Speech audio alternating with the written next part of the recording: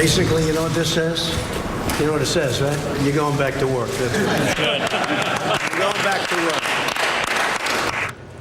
That was President Trump at the Environmental Protection Agency today, where he signed an executive order that intends to make it easier to operate coal-fired power plants. President Trump says this order will promote energy independence and create jobs. My administration is putting an end to the war on coal. Going to have clean coal, really clean coal. With today's executive action, I am taking historic steps to lift the restrictions on American energy, to reverse government intrusion, and to cancel job-killing regulations.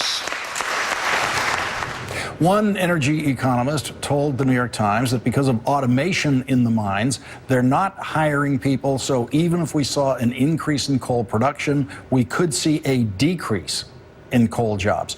Former Vice President Al Gore called the executive order misguided. Massachusetts Democratic Senator Ed Markey said this. This is not an executive order. This is a declaration of war against wind, against solar, against all renewables, against a clean energy technology revolution, and it's also a denial of the science of climate change. Up next, Bill Nye, the science guy, will explain just how clean Donald Trump's clean coal is.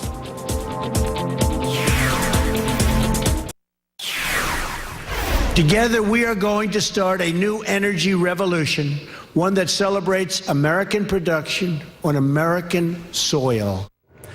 Joining us now, Bill Nye, the science guy. Bill, thank you very much for joining us tonight. Could you start with what is coal and what is clean coal? Coal is ancient swamp that's been dried out and compressed. So when you burn it, you're burning ancient plant material and putting carbon dioxide that's been sequestered under the Earth's crust, the soil, for hundreds of millions of years. You're putting it back in the atmosphere about 1 million times faster than it was created.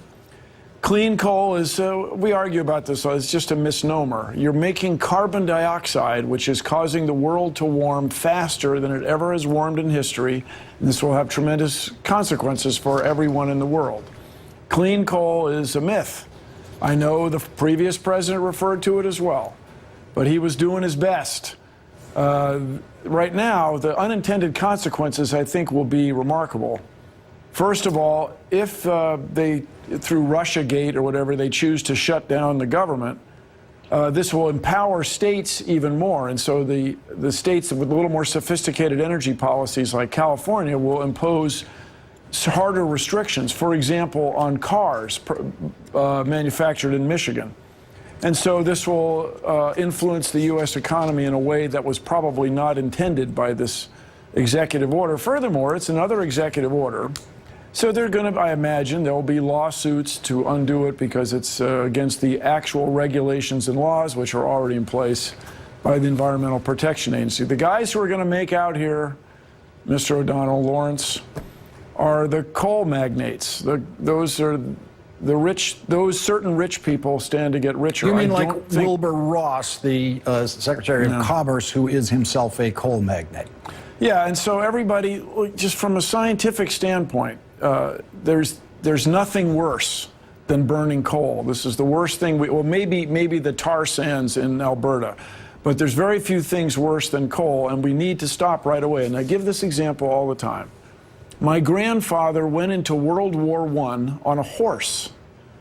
Nobody who conducts a war nowadays does that on a horse.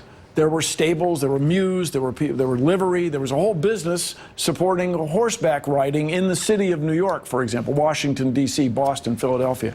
Those people aren't in that business anymore. They went to do something else. In the same way, if you are a coal miner, you're in the heartland, you're what J.D. Vance calls a hillbilly, and you're proud. You don't want to be in the coal business because it's not going to be around much longer. And if you work in the mines, you know how it's getting automated. Your job's not going to be preserved. We want you, we in the engineering community, want you to get involved in new renewable energy. A striking thing, a remarkable thing, nuclear power is affected by this because it gets some benefits legally by being clean. So by rolling back these traditional regulations. You're even affecting the nuclear industry. It's remarkable. Sean Spicer was asked a simple yes or no question today. I would like you to grade his answer. It's a little tricky because he didn't say yes or no. The question was, does the president still believe that climate change is a hoax? Let's watch this. Does the president still believe that climate change is a hoax? I think you'll hear more today about the climate and what he believes. I think he understands.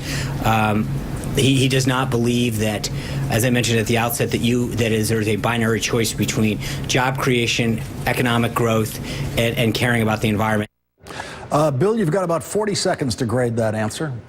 Well, taken on its own, it would be great. Yes, if we had solar, wind, some geothermal, some tidal energy, we can run the whole place, the entire United States, Canada, we can run 130 countries in the world right now if we just decided to do it. Check out the solutionsproject.org. These are civil engineers, electrical engineers who've done an analysis. This could be done.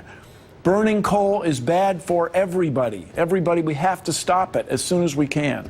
Let's get to work. We can change the world. Did you see any problem in why Sean Spicer wasn't able to say yes or no to does the president believe that climate change is a hoax? That would be a yes or no, wouldn't it?